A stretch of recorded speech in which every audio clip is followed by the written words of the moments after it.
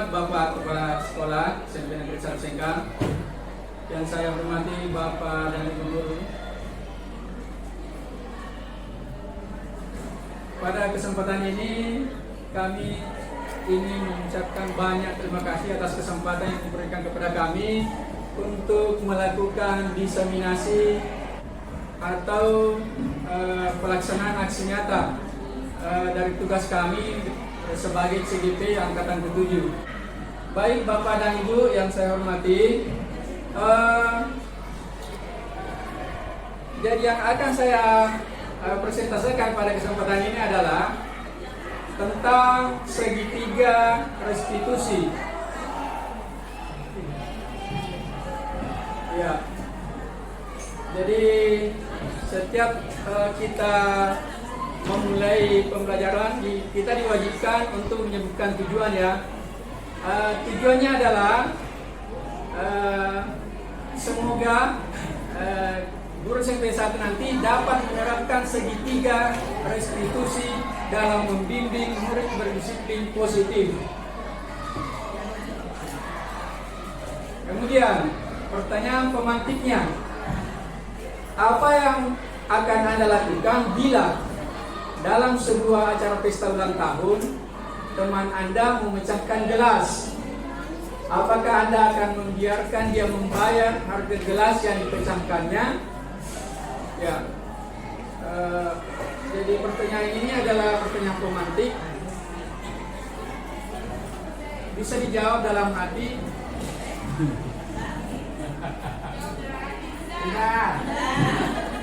Jadi kalau Anda di pesta Anda ada teman Anda yang memecahkan gelas, kemudian teman Anda menawarkan untuk membayar harga gelas yang dipecahkannya, apa yang Anda lakukan?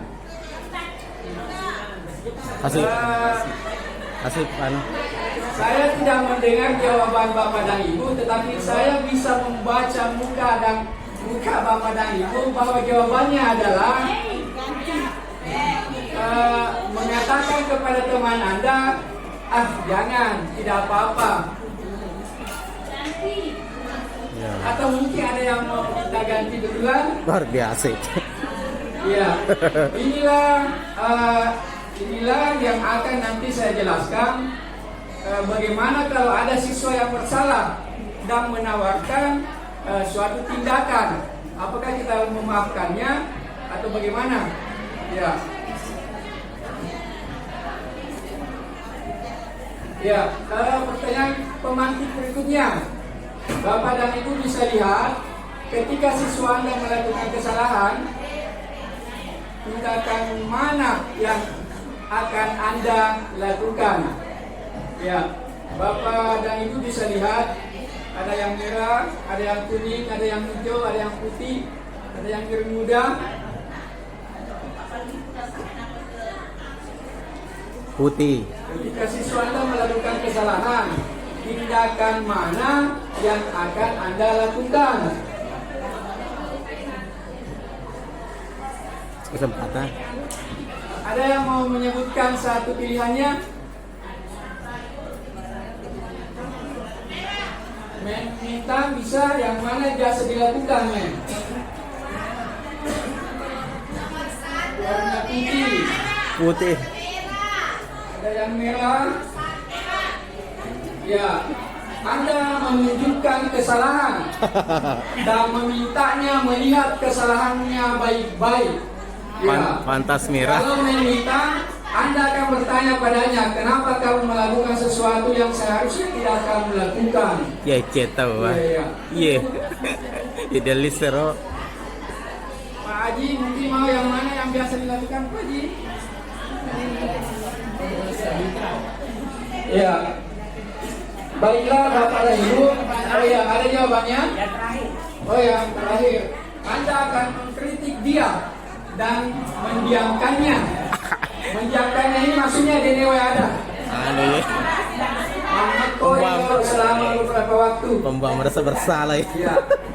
Baiklah Bapak dan Ibu semuanya, inilah tindakan kita yang biasa kita lakukan. Jadi kalau ada pilihan di sini, Kalau ada salah satunya kita biasa lakukan, apalagi dua atau tiga atau mungkin semuanya, maka tindakan itu akan membuat anak merasa sebagai anak yang gagal. Maukah kita melihat anak-anak kita merasa gagal dalam hidupnya? Tentu tidak mau. Jadi sebaiknya ada 5 tindakan yang ada di atas ini. Ini pilihan yang tidak semestinya kita lakukan. Saya minta maaf ya, sebab saya kasih pilihan yang tidak ada solusinya. Solusinya adalah pada slide selanjutnya mungkin. Ya, solusinya adalah segitiga restitusi. Segitiga di sini bukan kita akan bermatematika ya. Apa itu restitusi? Inilah yang perlu kita pahami. Kemudian dalam penanya sebelumnya ada yang mengatakan saya sudah mencoba memahami anak. Ya. Jadi kita bisa bertanya nanti apakah selama ini sudah betul tindakan kita. Ya. Apa itu restitusi? Saya bacakan ya, bahwa dalam menjalankan peraturan atau keyakinan kelas di mana ada suatu pelanggaran, tentunya sesuatu yang harus terjadi. Untuk itu kita perlu meninjau ulang tindakan penegakan peraturan atau keyakinan kelas sekolah kita selama ini. Tindakan terhadap suatu pelanggaran pada umumnya berbentuk hukuman atau konsekuensi. Inilah yang biasa kita lakukan. Jadi hukuman dan konsekuensi. Mungkin Bapak dan Ibu sudah paham apa itu hukuman dan apa itu konsekuensi. Hukuman dan konsekuensi itu memang tidak beda jauh. Ya, 11-12. Bedanya adalah kalau hukuman biasa mendadak, kalau konsekuensi ada aturan sebelumnya. Kemudian bila dilanggar maka ada konsekuensinya. Kemudian jadi sebaiknya hukuman dan konsekuensi ini bukan bukan pilihan utama. Pilihan utama kita adalah restitusi. Yang dinamakan restitusi adalah proses menciptakan kondisi bagi murid untuk memperbaiki kesalahannya sehingga mereka bisa kembali pada kelompoknya dengan karakter yang lebih kuat. Restitusi juga merupakan proses kolaboratif yang mengajarkan murid untuk mencari solusi untuk masalah mereka dan membantu murid berpikir tentang orang seperti apa yang mereka inginkan dan bagaimana mereka harus memperhatikan orang lain. Ya, inilah segitiga restitusi. Bapak dan Ibu, terutama barangkali guru BK yang di belakang, terutama juga untuk wali kelas dan semuanya. Apa yang segitiga restitusi ini ada 3 tindakan. Ya, ada 3 tindakan. Jadi kotasen yang kita macam-macam sesuaikan isi bawah prinsip segitiga restitusi. Apa yang pertama dilakukan adalah menstabilkan identitas. Itu pada sisi bawah ya ada tulisannya menstabilkan identitas. Jadi ketika kita hadapi seorang anak, jika ada anak yang bermasalah, maka kita undang atau kita panggil anak itu. Ketika anak itu sudah datang, yang pertama dilakukan adalah menstabilkan identitas. Ya. Oke, dapat pertanyaan. Apa itu menstabilkan identitas? Mungkin ada pada slide berikutnya ya. Ya, ini.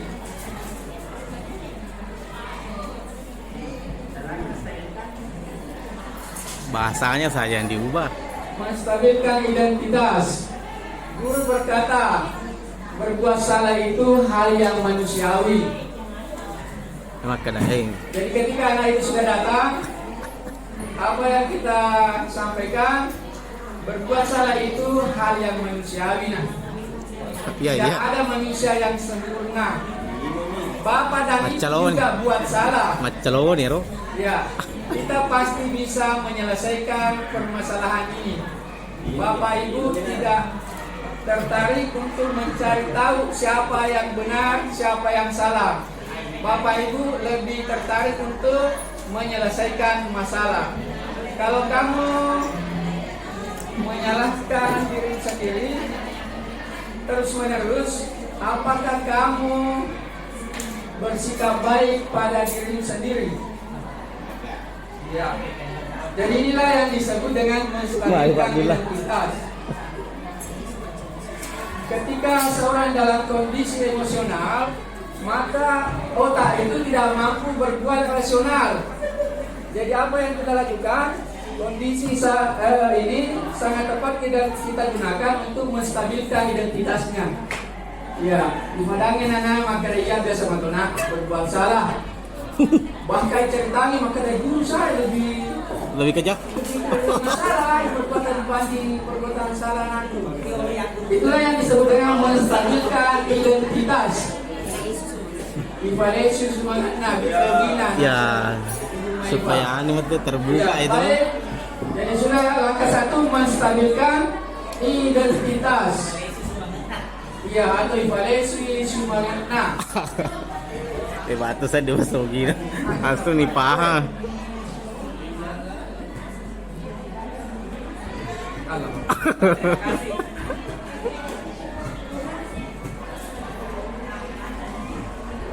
Ini cuma gambar nah. Nah, itu.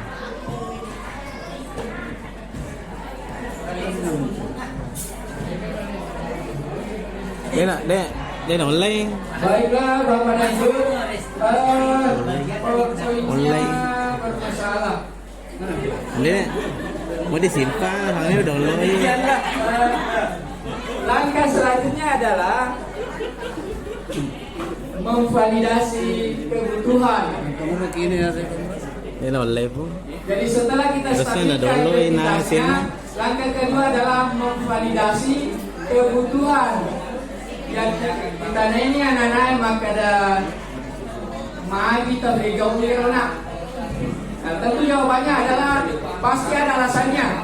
Alasannya pasti 5 kebutuhan dasar. Ada 5 kebutuhan dasar. Ada 5 alasan yang mesti kita pahami juga dari siswa. Pasti ada alasan yang bisa kita terima. Itulah yang disebut dengan memvalidasi kebutuhan. Ya. Jadi contohnya kalau ada anak-anak yang suka mengganggu temannya, kita tanya, mengapa kamu melakukan itu nak? Kamu pasti senang ya melakukannya? Iya Pak, nanti saya cuma bercanda. Iya, Bapak pun sering begitu. Jadi ada namanya kebutuhan kesenangan. Ada anak-anak itu senang mengganggu temannya. Ya, jadi kita validasi kebutuhan. Ada kebutuhannya yang mau dipenuhi. Bisa dipahami ya? Bisa Pak. Baik, langkah ketiga adalah, jadi setelah langkah 1 dan langkah 2 sukses, maka langkah ketiga adalah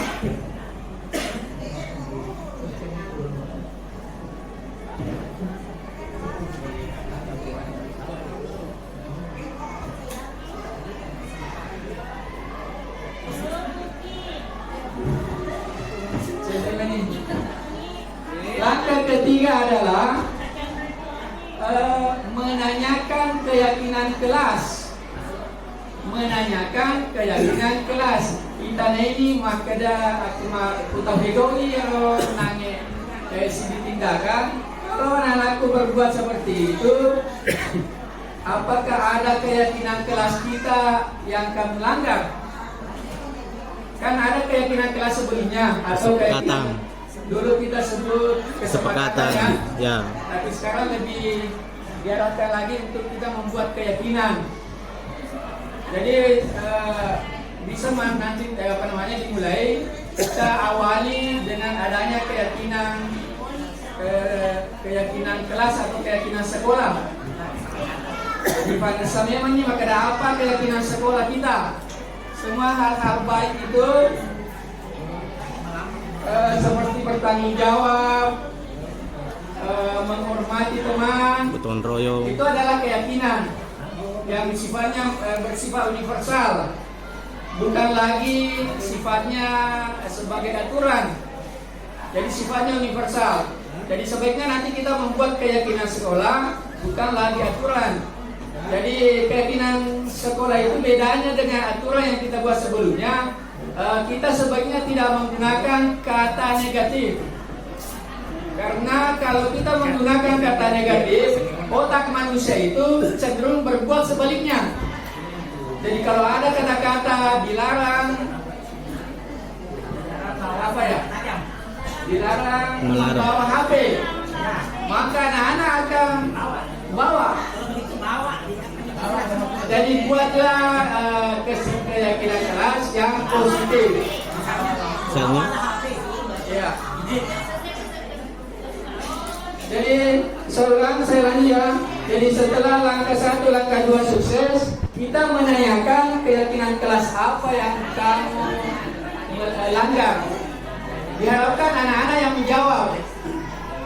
Nah, jika sudah demikian, kita tanya lagi, kamu ini ingin menjadi orang seperti apa? Ya, jadi seperti itulah tadi ketika ada teman kita yang berbuat salah, menawarkan mengganti gelas. Nah, ketika ada tawaran anak-anak ini, maka sedapat mungkin kita penuhi dan kita arahkan kepada hal-hal yang positif. Ya, jadi itulah serangkaian segitiga restitusi. Jika kita ingin bertindak sebagai manajer, jadi kita bisa disebut manajer jika restitusi ini sudah kita lakukan dengan 3 langkahnya. Segera demikianlah Bapak dan Ibu yang kami sampaikan. Kalau ada yang mau ditanyakan bisa silakan. Bagaimana ada barangkali yang mau yang mau ditanyakan silakan. Hah? Iya silakan Pak Dimana Rusli. Kami dulu cedek. Bisa dia. Aja sih mat tes Pak Haji. Iya. Assalamualaikum warahmatullahi wabarakatuh. Mengingat penjelasan dari Bapak tentang segitiga restitusi, tidak ada perlu ditanya. Jadi meyakini setelah saya menghubungkan dengan situasi di kelas, pertanyaan timbul adalah apakah hal yang dilakukan ini, misalnya sementara kita mengajar anak-anak yang melempar temannya atau mencuri temannya, apa kita berhenti mengajar itu dilakukan selama sejam? Ya, kapan dilakukan? Karena saya berpikir tadi prosesnya lama membujuknya. Kalau ditanya apa kebutuhannya, misalnya di kelas saya anak-anak hobinya merusak. Kenapa merusak? Karena main bola di kelas sehingga terkena papan merusak. Saya tanya mungkin main bola tidak disisikan di luar, terpaksa di dalam kelas kan? Ya. Kemudian dia terkadang itu dapat dia bawa HP dan main HP. Kenapa bawa HP? Karena jarang Pak, jadi bawa sembunyi. Jadi sebenarnya maunya itu adalah sekolah yang melarang, sebenarnya keinginannya yang dilarang oleh kita. Jadi sebenarnya bagaimana yang kita? Keinginan anak, kebutuhan dasar anak, kita yang larang. Nah, padahal dia butuh. Gimana solusinya? Dia mau main bola di luar kan dilarang, terpaksa main di kelas, nggak rusak lah. Disuruh ganti kayak gampang nih Pak, nanti diganti. Oke, makasih. Bagaimana solusinya ini? Ya, terima kasih banyak pertanyaannya Pak Dimana. Jadi yang ditanyakan tadi, jika terjadi anak berbuat salah di kelas, apakah langsung ditangani? Ya, jawabannya adalah tidak langsung Pak Haji, karena restitusi itu sifatnya undangan. Jadi setelah ada kesalahan, kita sampaikan, nah nanti temui Bapak ya di meja saya. Sila nih. Ya, Seperti itu. Jadi restitusi itu adalah pilihan, bukan paksaan. Halo?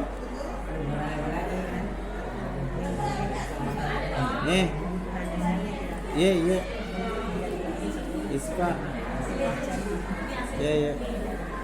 Jadi restitusi ini adalah upaya penegakan disiplin. Ya, termasuk upaya penegakan disiplin. Sebetulnya restitusi ini adalah kawannya hukuman, konsekuensi, dan restitusi. Ada 3 tadi kawannya ya. Hukuman, konsekuensi, dan restitusi. Sedapat mungkin kita menghindari yang namanya hukuman. Kalau tidak bisa dihindari hukuman, kita lakukanlah konsekuensi. Konsekuensi itu berawal dari keyakinan kelas. Kalau sudah ada keyakinan sebelumnya, ada melanggar berarti harus kena konsekuensi. Tetapi bila kita mampu, dan inilah sebetulnya yang diharapkan adalah pilihan ketiga, restitusi. Restitusi ini bila kita lakukan, maka kita sudah boleh disebut sebagai manajer. Jadi anak-anak menemukan solusinya. Ketika dia berbuat salah, dia akan menawarkan apa solusinya. Jangan kita langsung memaafkannya, atau jangan kita langsung, tergantung dia apa yang dia restitusi itu adalah pilihan. Ya. Saya kira demikianlah yang sempat kami sampaikan. Terima kasih atas perhatiannya semua. Kami tutup dengan ucapan alhamdulillahirrahmanirrahim. Subhanallah wa bihamdihi, subhanallah wa bihamdika. Assalamualaikum warahmatullahi wabarakatuh. Waalaikumsalam warahmatullahi wabarakatuh. Bismillahirrahmanirrahim. Assalamualaikum warahmatullahi wabarakatuh. Saya Umar SPD MM, Kepala SMP Negeri 1 Sengkang, yang merupakan salah satu sekolah penggerak di Kabupaten Wajo. Berdasarkan amatan saya terhadap rekan guru yang telah mengikuti program calon guru penggerak, telah melakukan diseminasi di sekolah, yang mana diseminasi yang dilakukan terkait dengan budaya positif. Nah, ketika dia menempatkan guru, sudah menempatkan diri sebagai posisi manajer, maka salah satu alternatif di dalam membangun karakter siswa yaitu dengan melakukan kegiatan yang disebut dengan segitiga restitusi. Yang mana di dalam segitiga restitusi ini yaitu terkait dengan tiga kegiatan yang harus dilakukan oleh guru. Yang pertama adalah bagaimana seorang guru mampu menstabilkan identitas siswa. Kemudian yang kedua, bagaimana seorang guru mampu memvalidasi kebutuhan siswa. Dan yang ketiga adalah bagaimana seorang guru menanyakan keyakinan kelas. Nah, ini yang dilakukan oleh Bapak Abdul Halim Bide SPD MPD. Wah, ternyata setelah diterapkan pada siswa ini luar biasa sekali, sangat mempengaruhi, artinya cukup mempengaruhi di dalam membangun karakter siswa kita. Karena sesungguhnya ini yang dilakukan ini semua sifatnya adalah penyadaran sesungguhnya yang saya melihatnya. Dan ini kelihatan betul bahwa ketika anak-anak misalnya diberi hukuman, anak-anak kita merasa tidak terhukum, tetapi dia menyadari bahwa apa yang seharusnya dia lakukan terhadap masalah yang dihadapi. Saya kira ini sangat luar biasa sekali. Semangat pada Pak Halim supaya ke depan lebih bisa mengembangkan budaya positif di sekolah kita, sehingga SMP 1 Sengkang selalu bisa menjadi sekolah yang favorit, cerdas, berkarakter. Saya kira demikian. Terima kasih. Assalamualaikum warahmatullahi wabarakatuh. Assalamualaikum warahmatullahi wabarakatuh. Nama saya Andi Ilham, guru SMP Negeri 1 Sengkang, juga sebagai rekan dari Bapak Abdul Halim Wida, sebagai calon guru penggerak angkatan ke-7. Sebagai rekan Bapak Abdul Halim Wida, saya banyak belajar budaya positif, yang mana saya jadi tahu 5 posisi kontrol. 5 posisi kontrol guru, dan yang mana sebaiknya kita terapkan dalam pembelajaran. Dan saya jadi tahu juga sebagai guru itu sebagai posisi manajer, sebaiknya kita terapkan segitiga restitusi. Terima kasih kepada Bapak Halim Wida sebagai calon guru penggerak angkatan ke-7. Demikian, assalamualaikum.